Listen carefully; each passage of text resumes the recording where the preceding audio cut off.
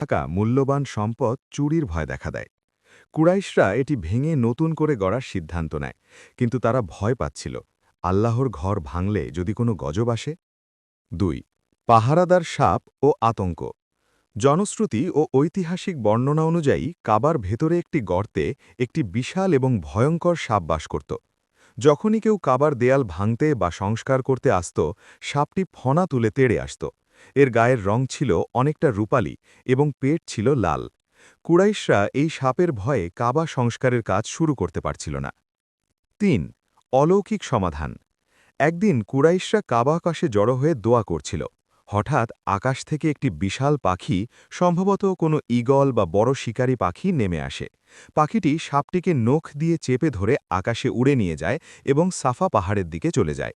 কুরাইশরা এটিকে আল্লাহর পক্ষ থেকে কাজ শুরু করার সংকেত হিসাবে গ্রহণ করে। ৪. হালাল উপার্জনের শর্ত। এই গল্পের সবচেয়ে শক্তিশালী দিক হল কুরাইশরা মুশরিক হওয়া সত্ত্বেও সিদ্ধান্ত নিয়েছিল যে কাবার পুনর্নির্মাণে ১ টাকাও সুদের বা হারামের টাকা ব্যবহার করা হবে না।